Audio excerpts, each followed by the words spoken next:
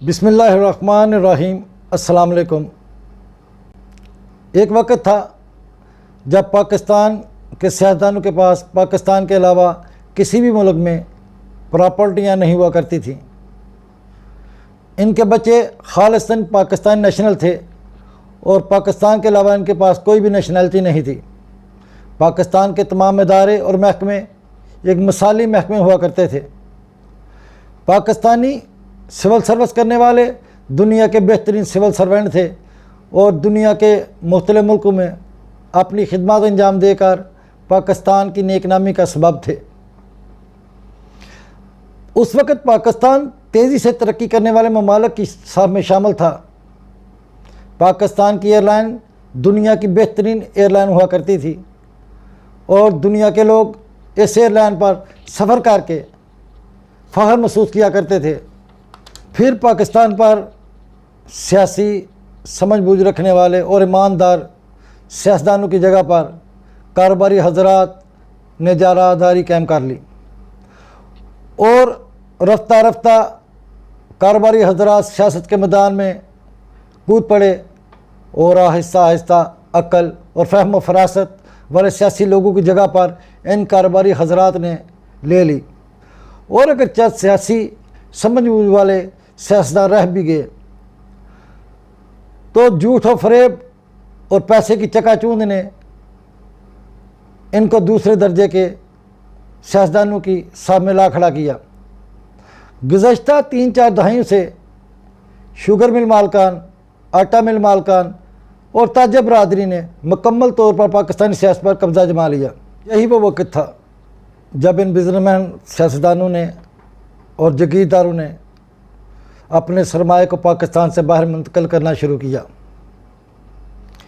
ان لوگوں نے نہ صرف اپنا سرمایہ پاکستان سے باہر منتقل کیا بلکہ ان کے بچوں نے بھی غیر ممالک میں سکونت اختیار کر لی، اور آج پاکستانی سیاستدانوں کے بچوں کی بیشتر تعداد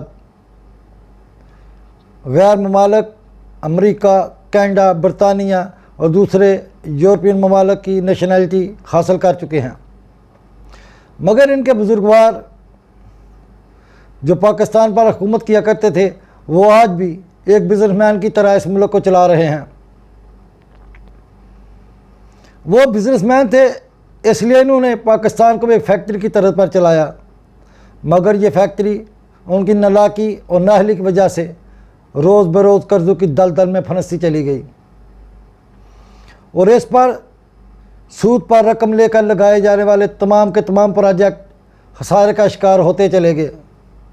کوئی بھی ایسا پروجیکٹ یہ لوگ نہ لگا سکے جو اپنے اوپر آنے والے اخراجات کو کور کرتا اور سود پر رقم جو لی گئی تھی اس کو اور سود کو ادا کر سکتا، بلکہ ان پروجیکٹ کو چلانے کے لیے ہر سال اربوں روپے سبسڈی کی صورت میں ادا کرنے پڑتے، ہوا و منصوبے بجلی کی صورت میں لگائے گئے ہوں یا سڑکوں اور پلوں کی صورت میں، جنگلہ بس کی صورت میں ہو یا اورنج ٹرین کی صورت میں، سب کے سب اپنے اوپر آنے والے اخراجات کو پورا کرنا تو درکنار اپنی آمدنی اتنی بھی پیدا نہ کر سکے کہ ان کو ہر سال اربوں کی سبسڈی دیے بغیر چلایا جا سکے۔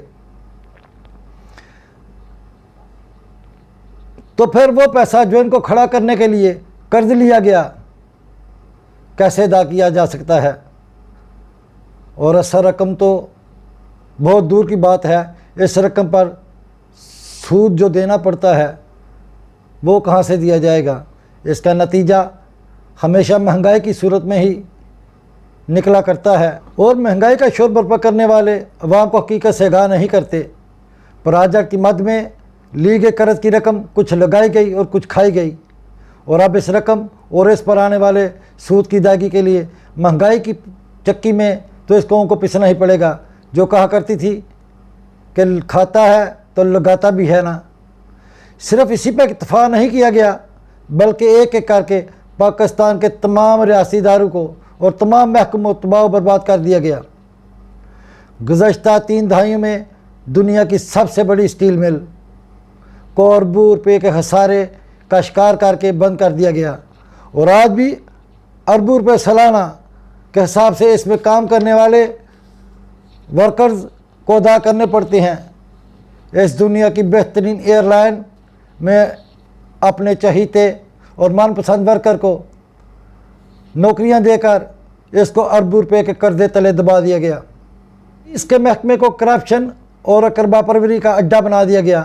کئی پولیس والے اسلحہ بیچتے نظر آئے اور بہت سے پولیس والے شراب اور چرس بیچنے والوں سے بتہ لیتے ہوئے میڈیا کی زینت بنے۔ اور یہ بات عام گردش کرتی ہے کہ پاکستانی پولیس کی مرضی کے بغیر اور ان کو حصہ ادا کیے بغیر کوئی بھی غیر قانونی دھندا نہیں کیا جا سکتا۔ ڈاکٹر جن کو لوگ مسیحا سمجھتے تھے، انہی 3 دہائیوں میں وہ مسیحا سے قصائی کا لقب پا چکے۔ اب یہ ڈاکٹر بڑے بڑے پرائیویٹ ہسپتال بنا کر غریب عوام کو علاج کے نام پر لوٹتے نظر آتے ہیں اور راتوں رات ارب پتی بن جانا اپنا حق سمجھتے ہیں۔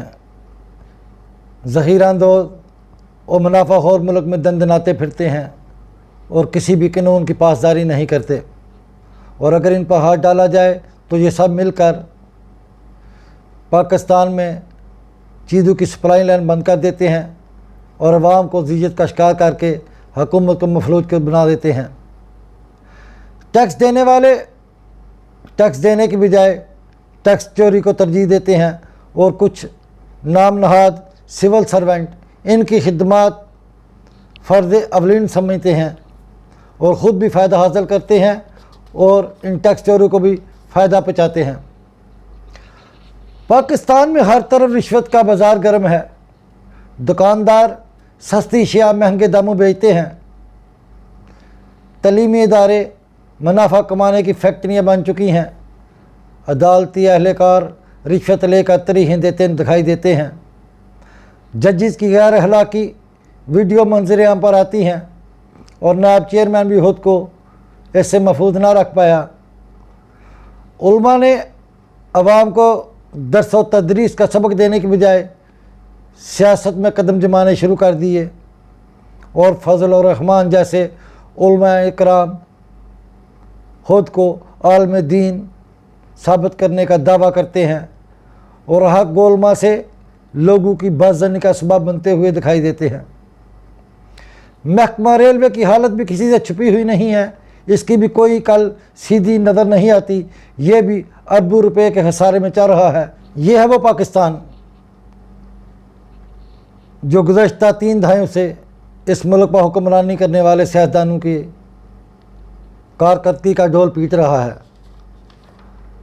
جس ملک کی ایئر لائن کے متعدد پائلٹ جھوٹے لائسنس پر نوکریاں کرتے ہوں اور ہر ادارہ اربوں کے خسارے میں ہو، ملک گرے لسٹ پر ہو اور قرضے کی دلدل میں پھنسا ہوا ہو، اور اس ملک کی عوام جہالت و گمراہی، غربت و افلاس اور بے روزگاری کی دلدل میں گری ہو، اور اس ملک پر عرصہ دراز سے اقتدار پر رہنے والے، حکومتی عہدوں پر رہنے والے یہ سیاستدان پھر سے متحدہ محاذ بنا کر پھر سے ملکی اقتدار پر قبضہ کرنے کے خواہاں ہوں۔ ایسا ملک پھر بھی اپنے وجود کو اگر برقرار رکھے ہوئے ہے تو یہ اللہ تبارک تعالیٰ کا کوئی خاص کرم ہے اور کسی معجزے سے کم نہیں۔ ڈسپلن کے میدان میں اگر دیکھا جائے تو فوج کے سوا کوئی بھی ادارہ نظر نہیں آتا، اور اس کو متنازع کرنے کی کوششیں جاری و ساری ہیں، اور اس ادارے پر الزام لگانے والے اپنے گریبان میں جھانکنا پسند نہیں کرتے۔ یہ نااہل اور ناقابل اندیش حکمران تو اس ملک کے بارے میں کوئی اچھی رائے نہیں رکھتے اور نہ ہی کوئی اچھا سوچتے ہیں، تو کیا پاکستانی قوم کو بھی اس ملک کے بارے میں نہیں سوچنا چاہیے؟ آئیے ہم سب مل کر اس ملک کو اس حالت پر پہنچانے والوں کے بارے میں سوچیں اور ایسے لوگوں کو عبرت کا نشان بنائیں اور اپنی وفاداری اور ملک سے محبت کا ثبوت فراہم کریں۔ اگر ہم نے آج نہ سوچا تو پھر کب سوچیں گے؟ اللہ ہم پر اور ہمارے ملک پر رحم فرمائے، آمین۔